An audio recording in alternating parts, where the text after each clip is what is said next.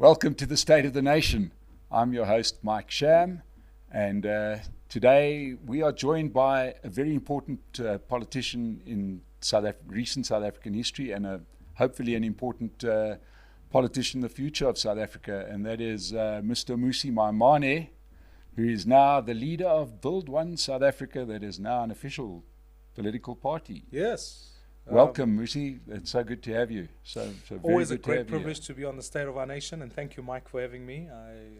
I love coming to engage, and I look forward to our conversation. Yeah, fantastic. Mmusi, let's kick off for a lot of people that, let's first bring them up to speed. You started a movement, right, where you spent some of your time subsequent to your leaving the Democratic Alliance, where you sort of seemingly surveyed the situation on the ground, had a lot of meetings and round tables.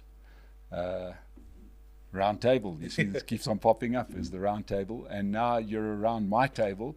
This has led to the formation of Build One South Africa as a political party. Yeah. Now, in the last local government election, you were trying to unite independent candidates in local government. And it sounded to me like half reluctantly you sort of said, well, look, with the electoral act the way it is, you have to form a party. Yeah. Am I accurate in that sort of assessment, or was the plan always to make a political party? I think when I left Parliament, one of the problems we were trying to solve for was that democracy is distant from people, right? I think political leaders don't often know what their constituents are. They go to Parliament sometimes to represent party ahead of people. And I thought that cannot be. That's why people say I supported independence. Actually, what we were really trying to do is reform the relationship democracy has with citizens and public representatives.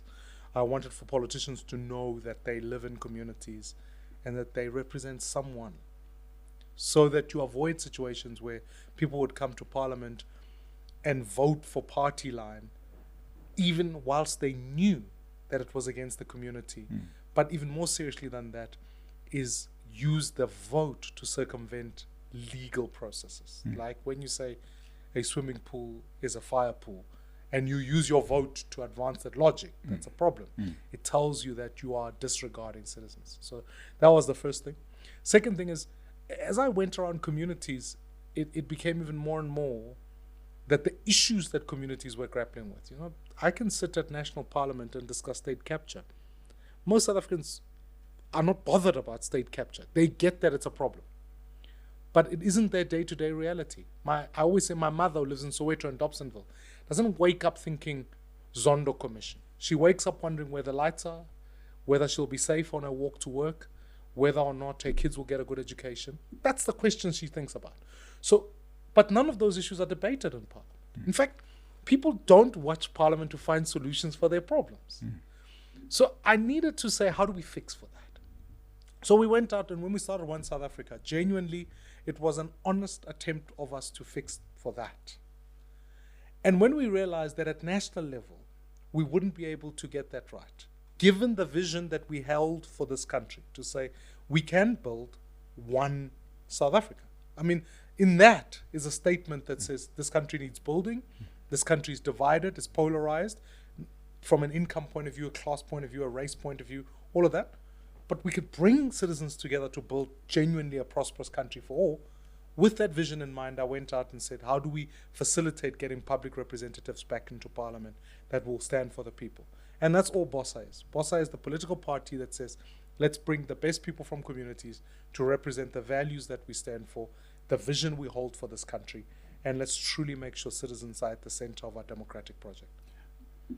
Now, I was lucky enough to be at your launch, and I know that you came out with your 10 points that BOSA stands behind, and we'll go through, Sure. if not all of them, many of them.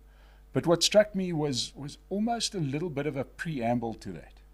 Okay, a particular interest of mine. And here I'm going to show my whiteness on this, right? You were you mentioned your sense of, or the driving underlying force or underlying mission of Bosa being one of Ubuntu. Yes. Now, I want to put it to you, because I have actually written an article about it, that in my analysis, the spirit of Ubuntu may actually be at the root of some of our problems in South Africa. Mm-hmm. And I'll explain to you how I see it. And Sure. like I said, this is very much from my own perspective. Yeah. Is that, if we're all going to share each other's pain, sometimes it's very hard to be the guy who says, I like Mmusi, but he's stolen money and he's going to jail. Mm-hmm. Because I share your pain. I know your wife. I know your circumstance. In the spirit of Ubuntu, I'm sure he's not going to steal again in the future. Give him another chance. And it troubles me because it seems that spirit sometimes gets us into some of the problems that we've got. That's not to say don't be a good human being. Yeah.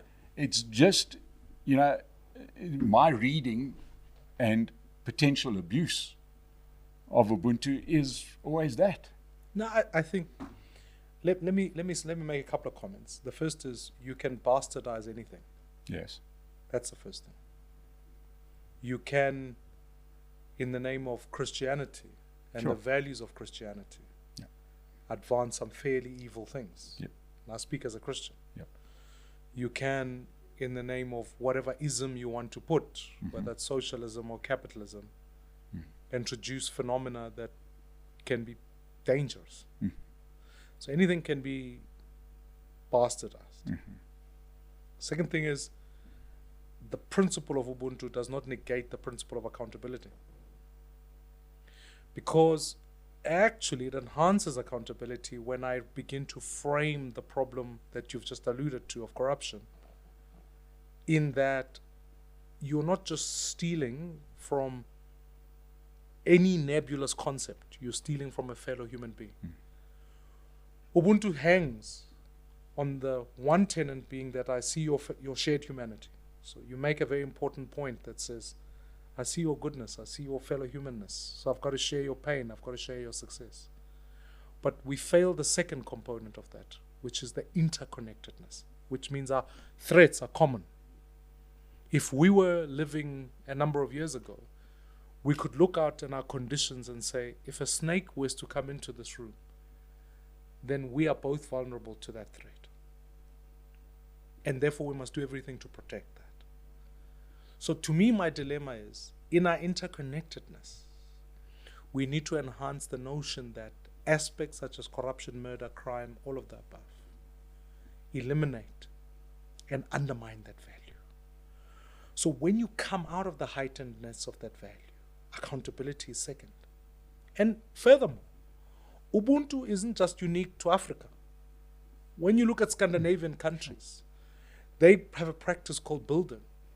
And their accountability is effected because we recognize that when the rules become unfair for you because you can get away with corruption, that is the bastardization, and we must deal with that at its core.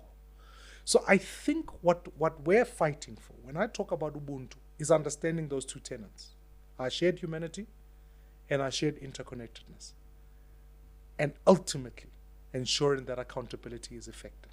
Because if we fail that task, we rob ourselves of our sense of self. A father, I use this analogy even on the day. A father who comes home and says, sits outside the door, eats the food, and then comes inside the house and says to their children, look, we are hungry, we've got no food. And the kids said, but we could see you through the window eating. All of us would look at that father and say, you are an immoral person. Now, surely, we should look at our politicians who drive expensive vehicles bought by councils, attending funerals of children who have died in sewage that they should have fixed instead of buying a German luxury vehicle.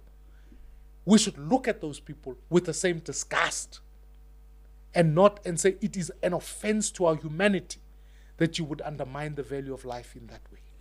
And then we should say to them, in the spirit of Ubuntu, I'm locking you in jail. Is that right? 100%. It's not just the good side, there's also the bad side. It's the spirit of community. You are undermining our shared humanity. Right. And accountability is affected on that basis. And once you've got those values, suddenly you drive for a society where to murder and to steal and to violate a fellow human being, whether it's through gender-based violence, must be a shared common value that all of us stand up against.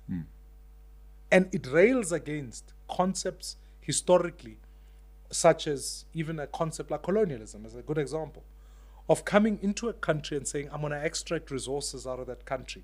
Leave the scars that sit behind. It doesn't matter, so long as a few benefit. Ubuntu rails against that. It rails against a concept like apartheid, which says to be of a particular race is to be less than another race. Now suddenly we can say crimes against humanity must be held accountable. And even in a post-democratic South Africa, where there's been acts of corruption, where people say because we share a common melanin and a common skin color, it is okay for me to loot from you.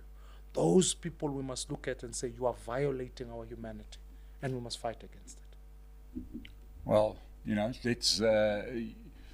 that is a great reading of that, and as you rightly pointed out at the start, I think in many ways the sort of use of it has been corrupted for personal benefit, and I just thought we'd lead off there, but now let's talk about a little bit more about Build One South Africa, and especially we in the build up to the next election. How do we know that? We know that because Cyril Ramaphosa has bloated his cabinet, right? That's a sure sign that the ANC are playing politics because they don't want to leave votes behind. So you just sort of, tell everybody I'm going to slim down the cabinet and then grow it. And you're going to be contesting the next election based on these pillars. But South Africa, these elections are going to be based very much on the issues that are dominating our lives now, right? So obviously everybody's being affected. We were joking about it off air on the way in here because suddenly the electricity came on and I behaved like a child who just got a Christmas present, to get lights in a business district during the week, right? How do you see the solution to that crisis? I mean, to follow on from our conversation. So we take Ubuntu, we talk about those values, and then we deliver a vision of shared prosperity. And we've tabled 10 ideas as a party that says, these are the things we've got to do. And noting that one of them is about how to end load shedding. I think the energy issue is we must look at it in simple terms. If we have a shortfall of 6,000 megawatts, that's the question on the table. How do we augment for that? Now, 80% of our energy is given by coal. So anyone who seems to suggest that actually IPPs and renewables is going to resolve the issue must be realistic and say that's a 10, 15-year program. In the short term, if we're going to end load shedding so that we don't have the crisis that we have, we've proposed as Build One South Africa that we can introduce SMRs, which are small modular reactors, which are nuclear-based.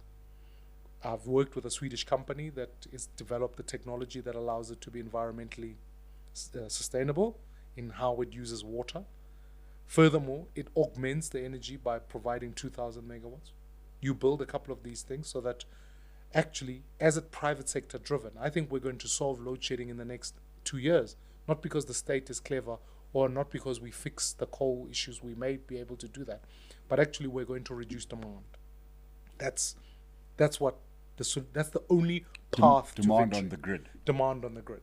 So when you introduce SMRs, when you introduce people putting themselves off the grid, whether private households or big mining companies, that's the route.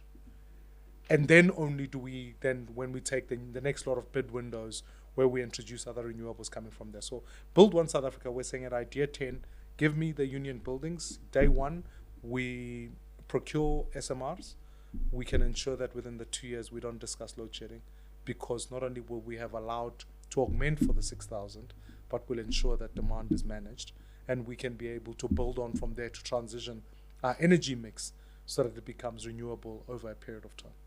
Now, I'm sure right now you're probably the only person, politician, let's use that term, who's mentioning nuclear other than Kwedi Matashi, and that's for different reasons, where he's talking Russia and big nuclear power plants. But some of the questions remain on that. Security, safety. Do you think that it is viable in a country like South Africa? We do have already a nuclear power plant in the country. So this wouldn't be introducing something that's foreign to us. Yeah, but we're going to have a whole lot of them that'll need a lot of... Certainly. But what I'm saying is we have experience.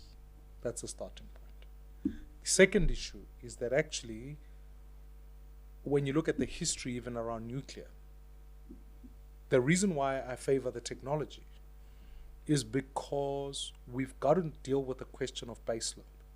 Coal powers up, powers down. Nuclear gives you a constant state of energy over a period of time. So that's why that technology. If you could convince me, or likewise of gas or hydro, then we could look at those. But even solar, we know there's a differential pending on where we go. So that's the first. That's the second reason. The third is dealing with matters of security. I mean, sure, countries all over the world use nuclear. Sure, we've got incidents like Chernobyl, etc. So I accept that. But I think those haven't been repeated in the world. If you look at the Asian tigers, you look at countries like that, they've gone ahead and introduced technology to augment their energy.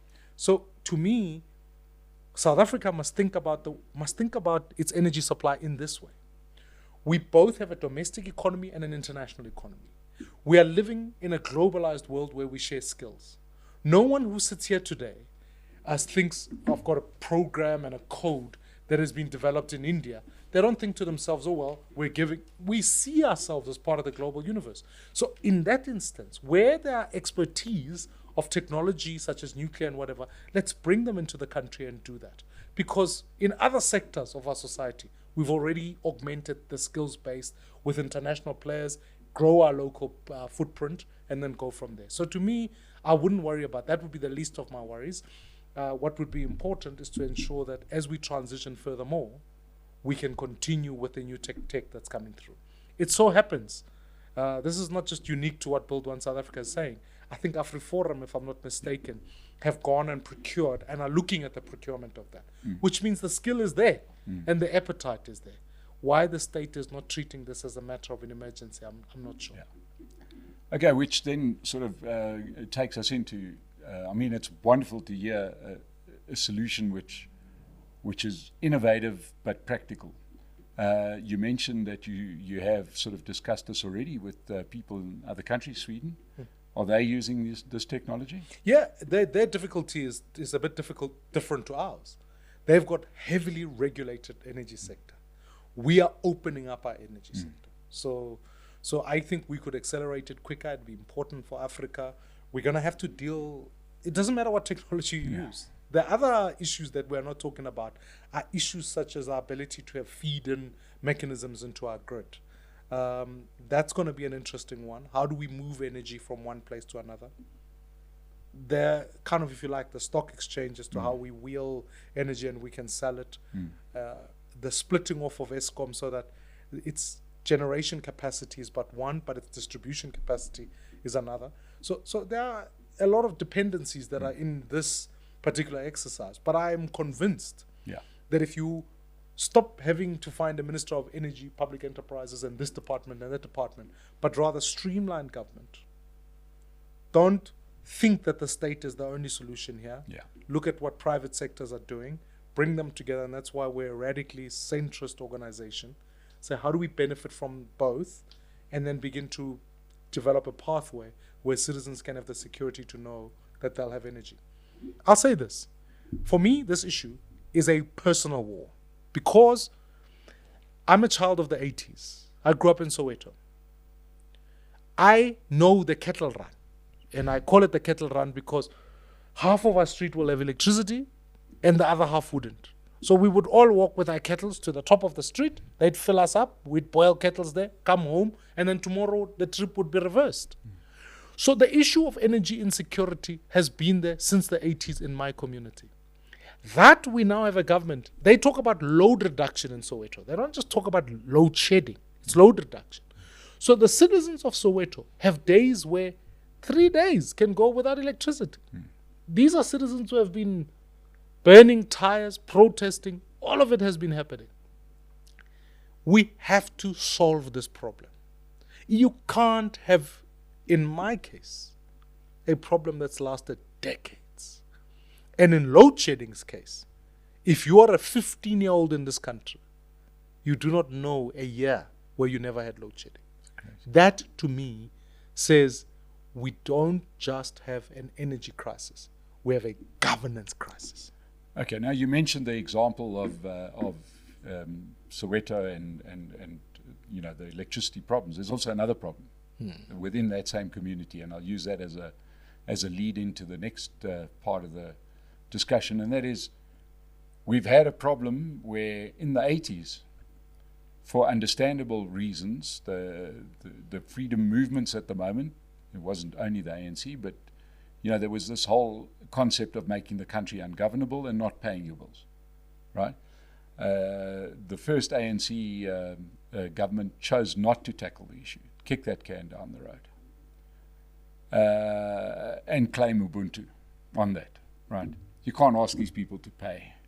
And if they don't pay, well, you know, we can't cut them off either.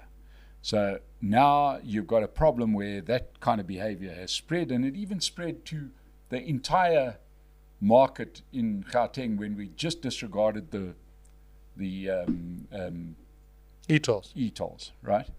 You know, that sort of climate of non-payment when we choose to not pay without repercussion. Then the government will give you an amnesty and eventually they'll just do nothing about it. How do you plan to deal with those kind of issues? One is, I have to believe human beings are rational enough to realize that we lived in an abnormal country, as was apartheid. So the non-payment was a protest. Yes. Okay? And in fact, the non-payment of e-tolls was also a protest. People pay tolls all the time. You take your car from here to KZN, you will pay tolls, and you Jaisal Betal. That's the bottom line. Yeah. So human beings understand cost of a service and they pay them. What we didn't get right was how do we link electricity in post-1994 and its unit cost behind it. And I happen to believe that actually, when I engage communities in Soweto, I'll come back to that. You say to them, what do you want to do with Eskom? They say, we want to pay. We actually want to pay. We want the service. We want to know how we're going to pay because of poor governance and poor management. What's happened is that you've got these ballooning costs. People have no legal certainty. And that's what this country is eroding daily, is legal certainty. All of us want to know. I don't have outstanding fines I do not know about that people can manipulate me on the side of the road and say, stop, you are owing this for corrupt reasons. I'm not going to be cut off indiscriminately if I've done what I need to do. I'm not going to have my water cut off. I need to know my rights so that I know, as a poor person who earns this much, here's the minimum threshold of water that I get for free, which is guaranteed in the Constitution, and here's a minimum threshold of energy, and here's what I pay for. All of those things people want to know. But nobody, because many of our ward councillors are not willing to engage citizens, give them that legal certainty, and actually be able to work with local governments so that payments are effected properly. That's the issue, the governance issue. It's not that people, I would bet that if you could give people legal certainty, demonstrate to them that there's a cost per unit that they pay, and in many communities, most people are happy to voluntarily put prepaid meters, and they buy that energy directly. But the certainty, if I buy these many units, this is how much I get. So I don't think it's a sense of Ubuntu in that sense. I happen to think that it's a governance issue. And when that same community starts burning tires, how would the Bossa government deal with that? Because, I mean, then it starts becoming quite a difficult. Protests happen all over the world. What we don't get right in this country is psychologically, Marikana dealt us a serious blow to the enforcement of the rule of law. So much so that when communities protest, it's tempting for someone to stand up and say, we want our Marikana, and the police don't know what to do because the police don't want to find themselves in the same situation. The rule of law must apply. People don't want to break the law. We live in a highly conservative country. We have to bring down policing. That's why when I spoke here as part of our 10-point plan, I said localize policing. Because when you localize policing and you localize intelligence, protests are not a surprise to you. It's poor intelligence when the cops discover, hey, there's a protest we didn't know about. What community are you living in? You should know. I've just come back now from Kutsong. I can tell you the conditions are such, the protests are coming up when, here's when they are planned. Prepare for those. And then protests that occur all over the world. There are technologies, and it was actually in the Marikana report, that you need to train people for public order policing so that we know how to use water cannons, how to ensure that people who protest illegally and do illegality during a protest. Now, how are protesting today? I've just been sent videos of them beating up doctors. That's assault. Must arrest those people. And they have a right to protest, but it must be a legal protest. Otherwise, if you say along with the protest, laws of a country must be broken, and the government cannot enforce those laws, then you don't have a government. Bossa government with localized policing will ensure that without doubt, you break the law, you do the time. It must be as simple as that. Because if you are discriminate about that and you start to use the law subjectively because you've got other values, like saying to yourself, oh no, we got to be nice to those people have suffered, or those people this, then you've got a problem on your hand. You've got to say the rule of law. You can't say, no, this, you suffered under apartheid or whatever the case might be. You break the law in this country, we must arrest you. Okay, now on the other end of the scale, we've got some laws,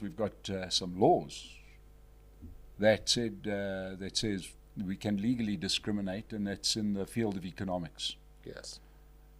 Affirmative action, BE. Where do you stand on those issues? I think you've targeted two laws that, let's go back to the higher value. The higher value is justice. The last 30 years have not attempted to address the question of an injustice. Okay? Now, if you ask me the question, the better question is, how do we deal with the question of justice in this country? Otherwise, your nation is wounded. You've got people others feel entitled, others feel wounded. How do you fix that? It's why, as part of the Bossa platform, we speak about a policy that says build one. Because it's always got to be one as a principle. Secondly, we talk about a jobs and justice fund. And what that fund is designed to do is to address the very fundamental inequalities so that we can build a fund in this country, a sovereign fund, that we take and say, where are the injustices? If someone is running a business, happens to be in Soweto, they don't have capital, they can tap into that fund. So that we address injustice. What are we trying to fix? Where there are educational gaps, Mike, again, I've come back from Kutsong. Kutsong is a community. You arrive there, you look around, you see that apartheid spatial legacy is still well and truly alive. You also realize that the school there, the infrastructure is poor. You tap into that fund and you address that. That's what justice is. It fixes what apartheid said systematically to marginalize a particular race. So that would be the approach I would take. So laws like BBBEE, I looked at the codes. The codes at this point in time can become racialized. They can end up in a space where they incentivize bad behavior. So the law itself doesn't work.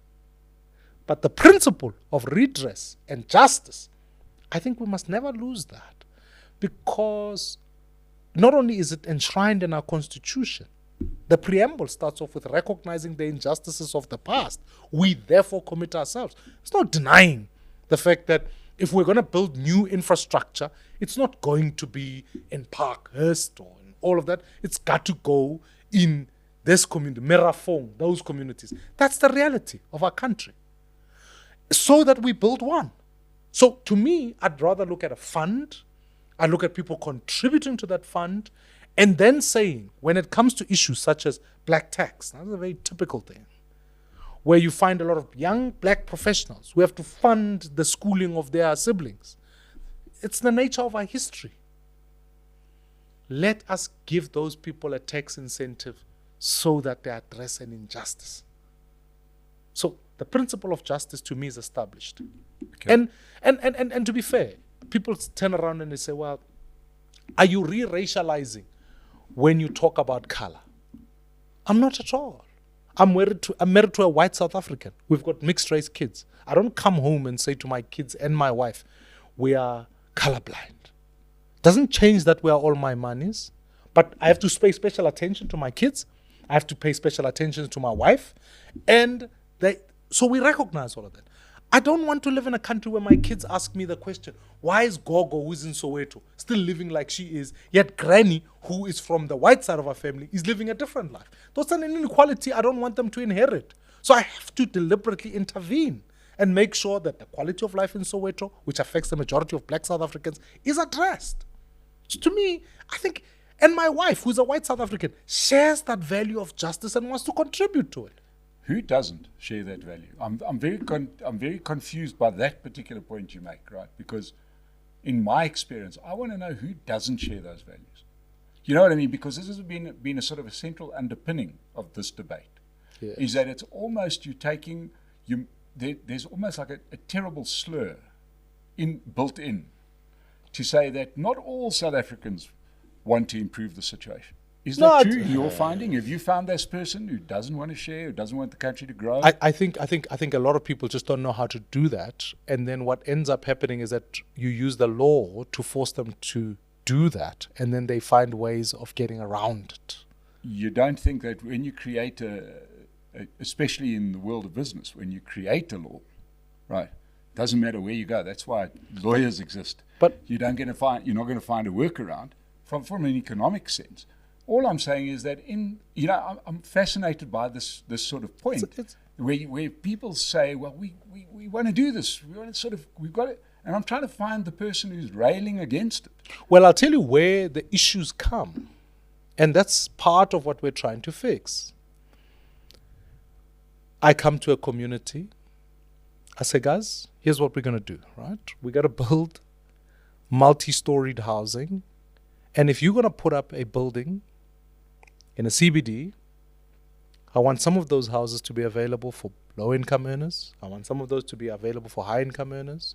Suddenly people are like, not in my neighborhood. It's not going to happen. Because if you have those poor people coming to live here, then we've got a problem. Because the property, my own values are going to... Which is not true. Right? Right. But yet that response is universal. You will have that in every country, in every society, anywhere. And that's what we're trying to fix for. Now let me use another example. But we're trying to create something that would be unique. In the economic ecosystem, sometimes it happens in certain sectors where someone runs a restaurant and literally from the farm to the delivery company to the food on the table of that restaurant are owned by the same people. It happens. Right, yeah, sure. Now, part of that is that if we're going to, typically what people say to me, we must grow the pie. I'm going, well, fair enough. How I do that then is to say, how many other new delivery businesses do I want to put on the table? How many more farmers do I want to put on the table? And I want to help them. But if we do nothing, sit back, human nature, as much as I speak about the value of justice, but also I suffer from the same, people suffer from the same, we look after ourselves. So I'm trying to help people own it more and practically do something about it. Because I might own the value, but never practically do something about it. So I want to help people do that. And I'm saying that make it easy, make it such that more companies must be involved in helping with schools. They're not. Yeah, you can argue, and I would argue that it's not my job as a business, right? Because there's a wonderful thing called tax. Sure. You know what I mean? We pay the tax. It's handed over to the state in the expectation that the state will build the school. Otherwise, chaos reigns, right? Because the state sets up a Ministry of Education with a whole list of guidelines. I can't start my school tomorrow just down the road somewhere. You know what I mean? I'm saying. Yeah. Legislation exists and it's Sure. understandable. Sure. So you've got to say that surely, like everybody has a job to do like that, surely the job of a business person is to grow his company, employ people, generate profits so that he can pay tax, so that the government can then spend that money appropriately. Surely that's the job of everybody. How can that sort of label be put onto the businessman saying, you're not building a school? No, I mean, I use the school example as one example. But I was speaking to a businessman this morning. I said, if you lived in the 80s and fought against apartheid, we'd call you a struggle hero. If you're running a business today, you're my struggle hero. Absolutely. Right? So I support that. So I'm not trying to say anything other than. But what I'm trying to indicate to you, Mike, is that what we should do, here's a problem that all of us need to solve, not only just the state. The state has its own responsibility. Sure. But what we also can't negate is that all citizens must contribute to building one. If my working problem is that we have too many South Africans, the education of a child in Dobsonville and the education of a child in a high LSM community are vastly different. Yes. Now, yes, the state needs to make sure we fix that. And the role But of the the parents business- in that argument? Because it seems to me that is the So let missing link. me give you another. That's actually a very good way to enter this conversation, and this is in some ways how business can contribute.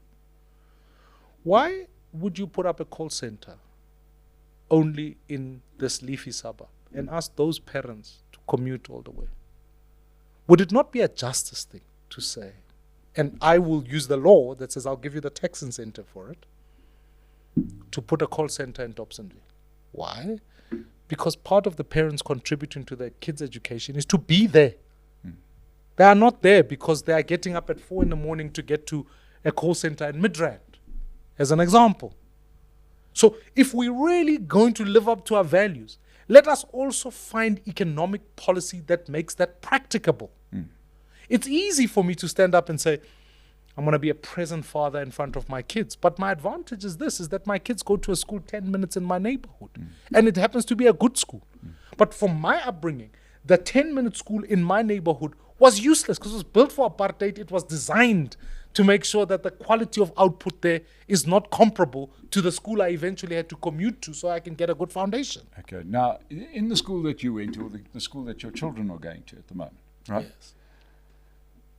What happened if there was a dysfunction in the school, right? There's the school you can clearly see is going down the wrong path. Your children are coming home. We're talking to Mr. Mmusi Maimane, the parent. What would be the response? Your response from, if not you, but if not instigated by you, but instigated by somebody, is there'll be a meeting. I attended many of these where the parents would go down and say, oh, what's actually happening here, right? You know, there's parent involvement because the parents are overseeing the education of their children, ultimately. Yeah. Right. That is, to me, the difference. But Mike, I that we think, see. let's not miss my first point. When I talk about the 10 ideas, one of the ideas, and you know very well, is that I've proposed that we actually give parents the voucher so that they can choose where their kids can go to. Parental involvement in education, right, is fundamental to the success of not only the school, but the learner. If we give parents the voucher to choose as one of the 10 ideas that we've got, we give them the right to decide which school their kids can go to, and we give them the right to be more involved because they've got agency and equity to be involved in that school. So I'm not railing against your argument. I am saying use legislation to strengthen participation. Because let me paint another picture to you. We proudly fight for it day in, day out. We don't want state education, we want public education. That's the fundamental tenet of which we operate from.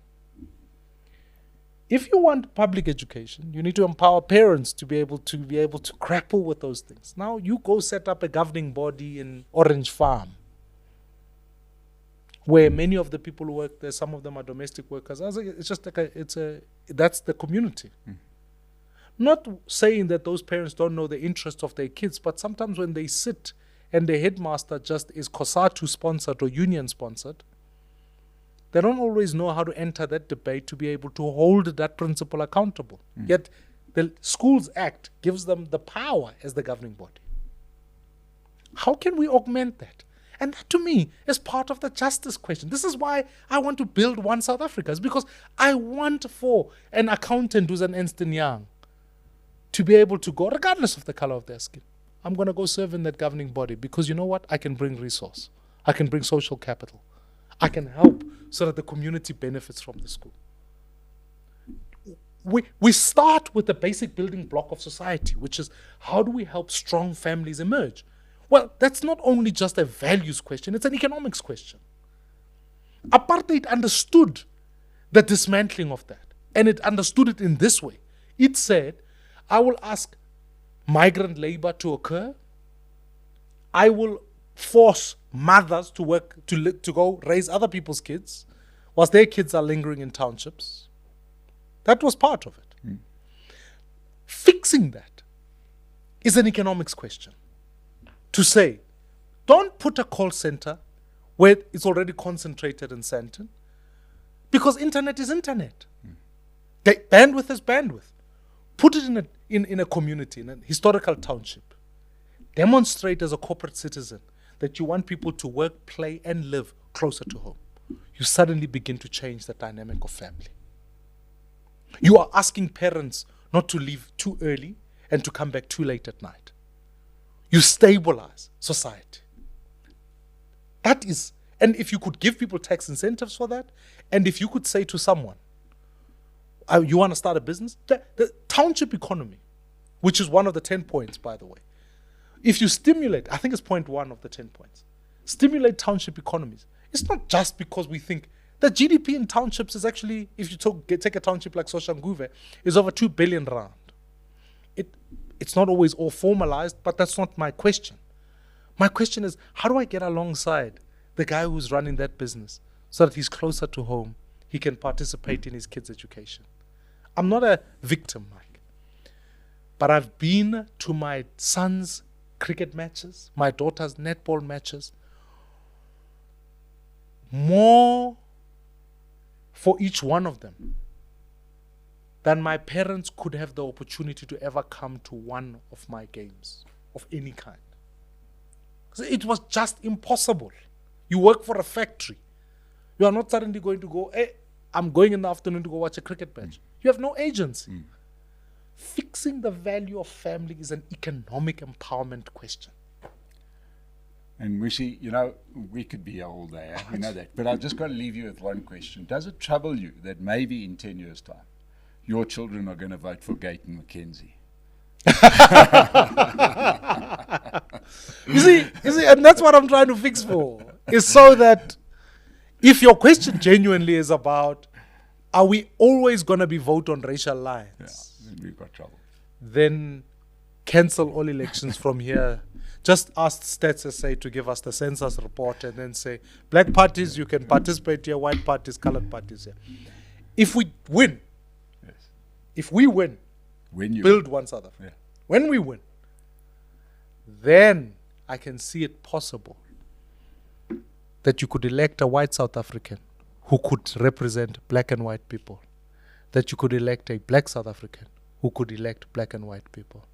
Because then we truly, when we honor Ubuntu, can truly say there is one race, which is the human race. That's possible. That's my fight. You ask me, what has been my lifelong struggle? My lifelong struggle is that one day it's possible that when people go express their vote, they don't judge the politician by the color of their skin. They go, do you represent my interest as a fellow human being? That's why Ubuntu matters. And that the leader unlocks the talent that we've got in this country in abundance. That's the job. Mmusi, thank you so much for being so generous with your time. I always enjoy it. I think we're only scratching the surface. And we'll There's a see lot you we can again talk soon. about. There's a lot. To everybody, if you've enjoyed today, please subscribe to the State of the Nation channel. We'll have more interesting people that matter. Thank you so much for joining us today on the State of the Nation. We'll see you again soon. Thank you.